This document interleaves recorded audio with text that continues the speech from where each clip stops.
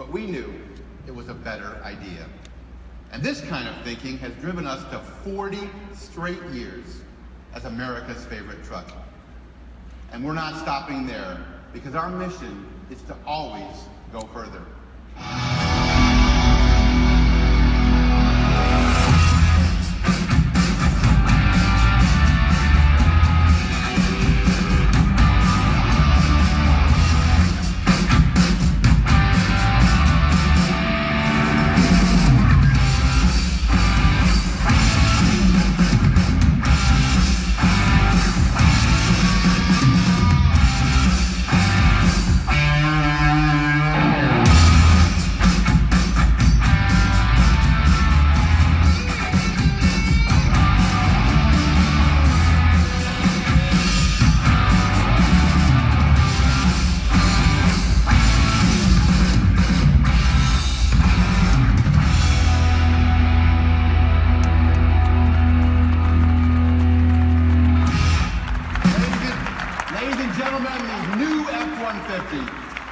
Even tougher, even smarter, and even more capable.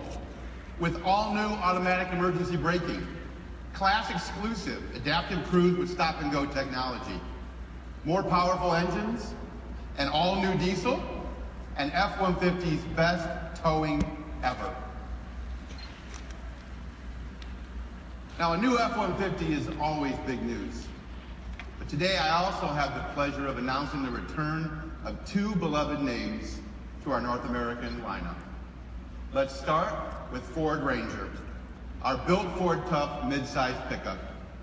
The Ford Ranger is the best-selling mid-size pickup in Europe, South Africa, and New Zealand, and it's the second best-selling mid-size truck globally outside North America.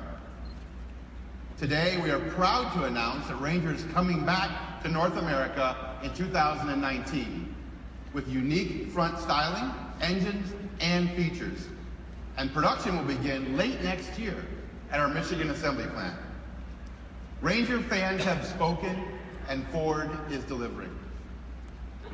Now, I'm also personally very excited to share even more news with you. If you spend much time on car websites, you know there's a passionate group of people who want a modern version of one of the best known and best loved 4x4 nameplates in automotive history.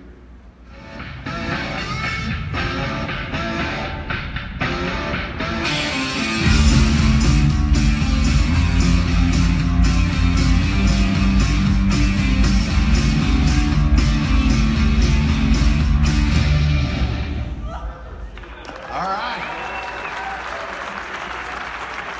Ladies and gentlemen, I'm pleased to finally announce that we're bringing back the Ford Bronco in 2020. This is a no-compromise mid-size 4x4 utility for the thrill seekers who want freedom and off-road functionality with the space and versatility of an SUV. And it too will be built right here at our Michigan assembly plant. It's capable of conquering everything from your daily commute to gravel roads and boulders. And of course, it's a name you've known and loved for decades. And Bronco is one of 5 all-new global utilities coming by 2020. Here to tell you more about Ford's commitment to product growth, our Executive Vice President of Global Product Development, Raj Nair.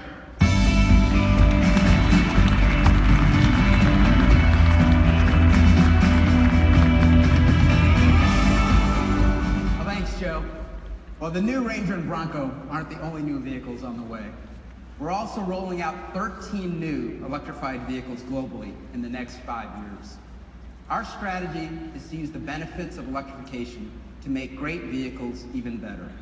Whether we're talking about trucks, commercial vehicles, SUVs, or performance vehicles, in each case, electrification gives customers more of what they love.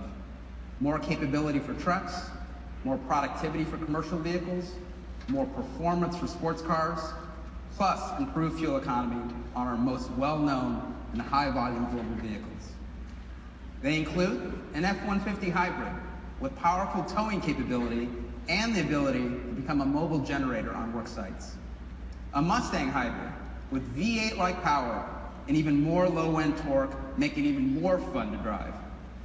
2 new hybrid police vehicles, both of which will be pursuit rated, a transit custom plug-in hybrid, helping reduce operating costs and navigate even the most congested streets in Europe, and an all-new, fully electric small utility vehicle, delivering an estimated range of at least 300 miles. Plus, our high-volume, fully autonomous vehicle with no steering wheel, brakes, or gas pedal, coming in 2021 as a hybrid. We're going further by putting some of these vehicles on the road this year. We'll also be testing prototypes of Transit Connect hybrid taxis like this one in New York City and other major cities. Plus, we're kicking off a wireless charging pilot in the US and Europe with our Ford fleet. This wireless technology allows you to charge your car simply by parking over a charging pad. No cables or wires needed, so you'll never have to hassle with charging. Now, Ford is also committed to be a leader in autonomous vehicles. More than 1 million people die every year in vehicle accidents globally, and more than 90% of US crashes are caused by human error. Autonomous vehicles could significantly reduce those fatalities, and that alone is a powerful motivator for us. But there's more to it. Autonomous vehicles provide the freedom of mobility to the elderly, people with disabilities, even children. So this year, we're expanding our testing in the US and starting to test on European roads. Plus, we're introducing our next generation Fusion hybrid autonomous development vehicle, which we revealed last week at CES and is now on our stand. This brings us another major step closer to high-volume, fully autonomous vehicles in 2021. This progress and our commitment to autonomous vehicle leadership represents Ford at its best. When the first fully autonomous vehicle from Ford comes in 2021, it will not be for those who buy luxury vehicles. It'll be an autonomous vehicle designed to serve millions of customers. It's the same commitment to bring technology to the masses and make their lives better that's defined us as a company for more than a century.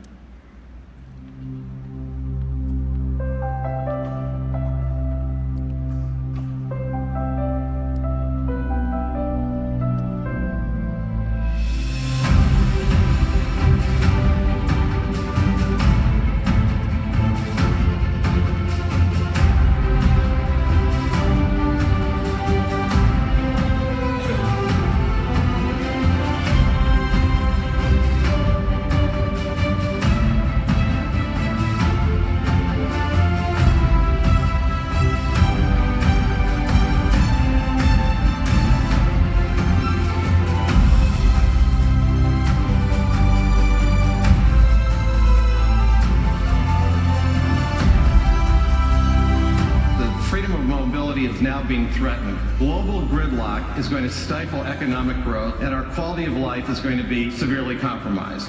We need to respond to this challenge. Ladies and gentlemen, Bill Ford.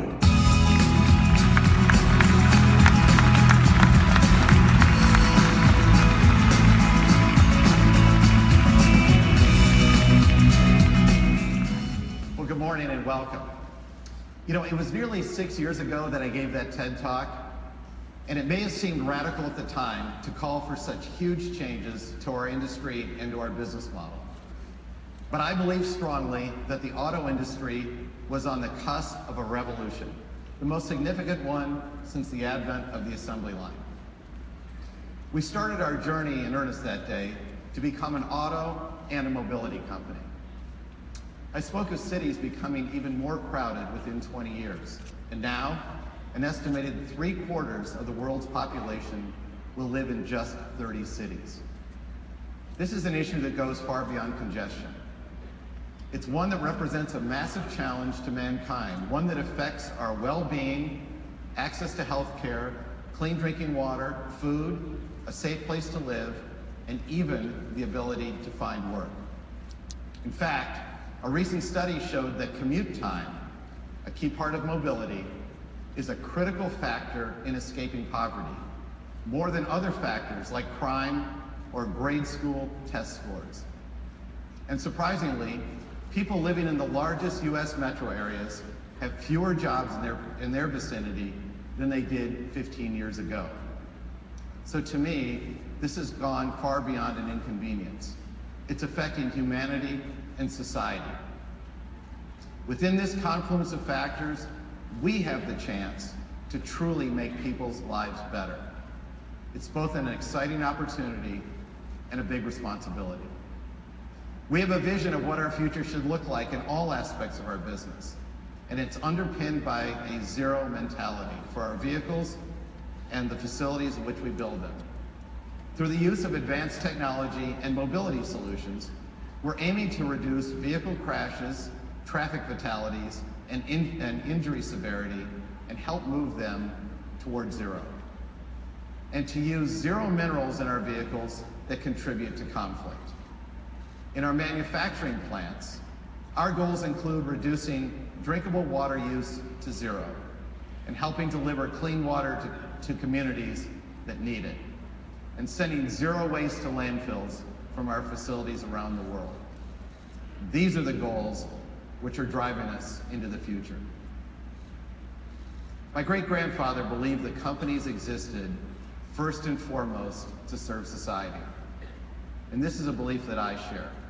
But it must be reinterpreted to be relevant for each generation. And that's exactly what we're doing. And to take us there, I'd like to welcome our CEO, Mark Fields.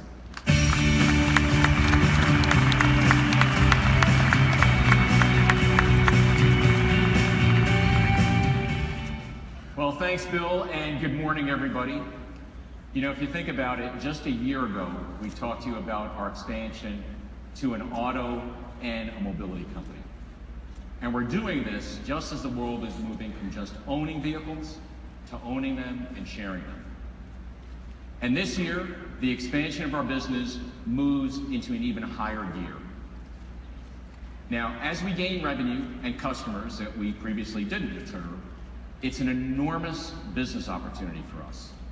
In fact, we expect extremely healthy 20% margins from this emerging part of our business going forward.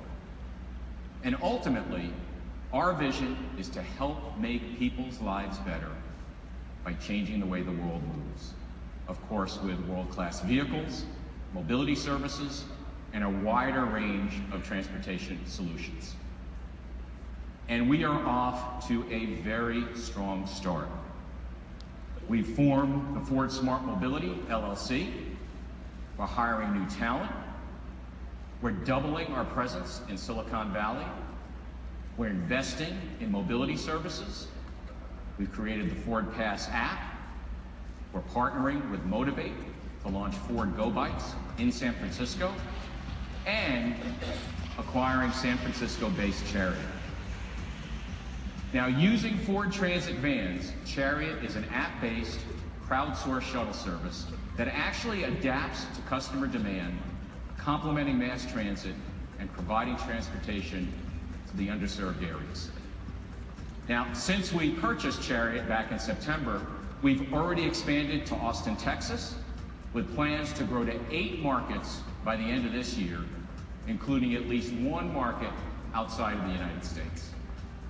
And this is a bigger and a faster expansion plan than the one we laid out just a few months ago. Now, Chariot is just one of the ways that we're developing solutions that help people move more easily, whether they own a car or they don't. We're also at the same time aggressively developing dynamic shuttle, digital payments, ride security, fleet services, and a whole lot more. And core to our mobility work are cities around the world that are facing gridlock and pollution. And we know these cities need a partner to deliver mobility solutions.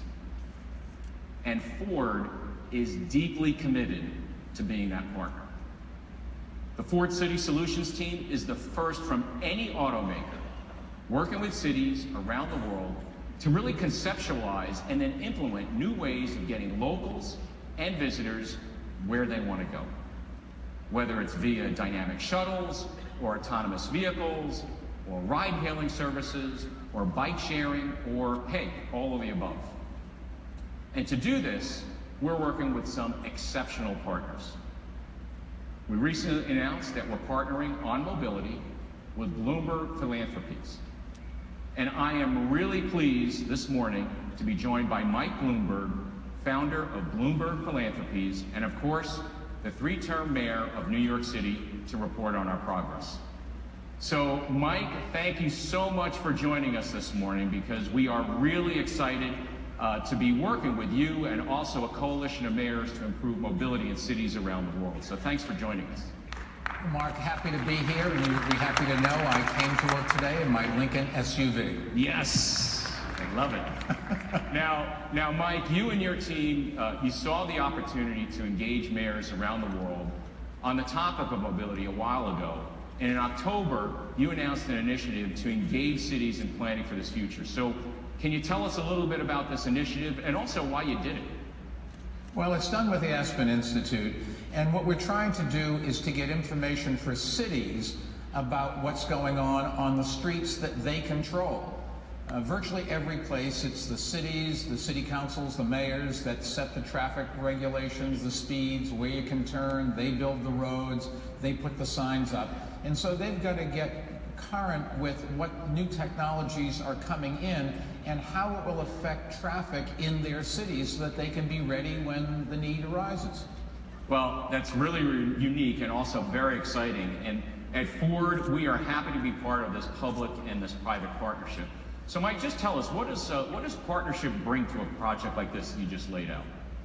Well, we have 10 cities, 5 that we announced before and 5 new ones. It's Austin, Buenos Aires, Los Angeles, Paris, Nashville, and we just added Helsinki, London, Sao Paulo, Tel Aviv, and Washington. And these cities, the mayors want to know what's going to happen with this technology. When will it be real? When it will be introduced? What are the safeguards? And how it's going to impact how people live. If, for example, you can get into your car and don't have to worry about touching the wheel, you can work or read or even sleep. And it may, in fact, make people use their automobiles more. If that's the case, the mayors have to get ready for more transportation.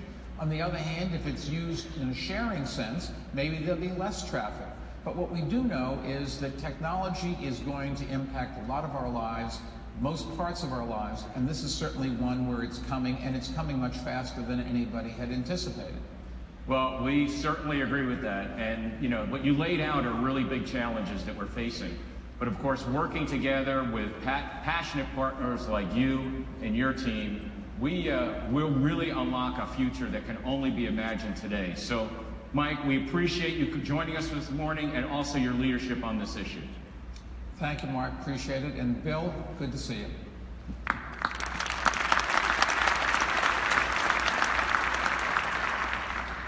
Now, another partner and a thought leader on mobility is Walter Isaacson. And Walter is the president and the CEO of the Aspen Institute, and is also well known for writing the biography on Steve Jobs.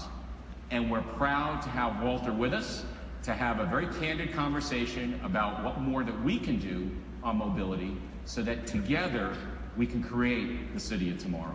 So let's welcome him to the stage, and also let's welcome Bill back.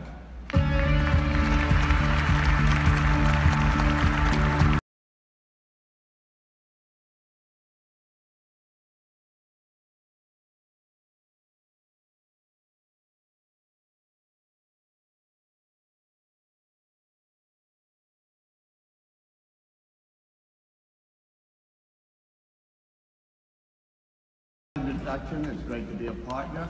As you and Mike were just talking, we like this notion of a partnership of public, private, and communities working together to facilitate cities in this, what you called, a major revolutionary change that we're about to see. We're delighted to be working with you and Ford Motor Company on this issue. So let's get started with our questions here. Bill, you've called mobility a basic human right. Why, as most of us think of it as a convenience, why do you call it that? Well, it's an inconvenience when you're stuck in traffic for half an hour. It becomes a human right if traffic literally can't move. And we've all seen these examples of gridlock all around the world, which are horrific. A lot of us travel and sit in those. And when it starts to affect the most basic human needs, things like clean air, food delivery, healthcare delivery, poverty, people unable to get to where their jobs are, then it really does become, I believe, a human rights issue. And I think it's really important, therefore, that we take it from a world of technology and distill it down to the human impact. And what is the impact of the lack of mobility? Yeah, Mark, you've talked about what you've done in the past year with mobility, expanding your business.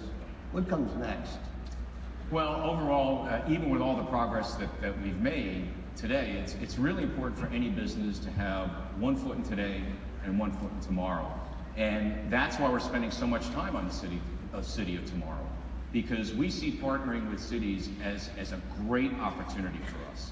So as we look at, let's say, 5 years out, or call that the near term, for cities, we see the start of new infrastructure, things like wireless charging, traffic management, beginning to link vehicles together to the infrastructure. But also at the same time, we see far more sharing. And we see a lot of that today, like our dynamic shuttle, whether it's bike sharing or ride hailing, and those type of things. And then for us at Ford, we see one of the most dramatic changes actually in the vehicles themselves. More connectivity, more autonomy, more electrification. And very simply, that's why we're investing in these emerging opportunities. Bill, you have a history of seeing around corners. You're a visionary, but a visionary based on values. As you really push into the future, decades from now, what do you see as the long term?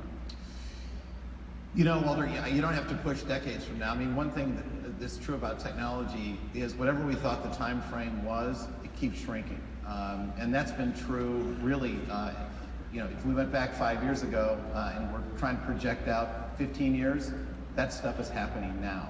So it's happening quickly, but I'll give you a quick synopsis. I think, you know, autonomous vehicles for sure will be on the roads and running, and that should give us back green space in our cities. You know, less need for parking structures. Mark mentioned connected vehicles, connected network. That will certainly happen. All forms of transport talking to each other. Wearables will become a very big thing for customers and a way to interact with the transportation system. Drones, of course, are coming. And, you know, it's interesting. We're working at Ford with all these different forms, whether it's bicycles, or we had some tests recently with drones off our F-150s. I mean, these are starting to come together. And I suppose, you know, if you think about decades from now, you know, you think about things like flying autonomous vehicles. Wow, and drones off my F-150, I like that as well. Mark, does this mean a time in our future when driving and owning my personal car sort of becomes a thing of the past? Absolutely not. From our standpoint, cars and trucks are going to remain a very strong cornerstone of society. But we do think that, you know, this evolution that we're talking about, and Bill was just describing, will really help cars and trucks not only be more effective, but also at the same time, it'll be more fun. Now, why such a focus on having, you know, partners, working with others, even inviting others to your news conference at an auto show? Well, because we can't do it alone, and we shouldn't try. I mean, you know, this is a huge issue. Each city around the world has different infrastructures, different opportunities, different challenges in front of it. There won't be a silver bullet. One size won't fit all. But what we do need is we need the best and the brightest engaged in this. The best civic thinkers, the best entrepreneurs, and frankly, the best employees within Ford Motor Company. We need to unleash all of this to make this world a reality. And Walter, to your point, that's why we're not done with this discussion today. And to spark an even deeper conversation, I think we planned a pretty amazing day right here in Joe Louis Arena. And we'd love and welcome for all of you to join us in that. So to spell it out for you, we're convening a live, never-before-seen TED session about the future of transportation. Next, together with the New York Times, we're welcoming the mayors of 4 major American cities on stage to discuss their view of the evolution of urban areas. And finally, and this is really cool, we're partnering with Vice and hosting a conversation with nearly 500 students about the future of the workforce going forward. And so I think All of these events are themed around, as Bill mentioned, coming together to develop that city of tomorrow. And because we're entering this new era of transportation, all of us at Ford are absolutely thrilled and excited to help build that future. So I want to thank you for joining us this morning, and please come on down. Great.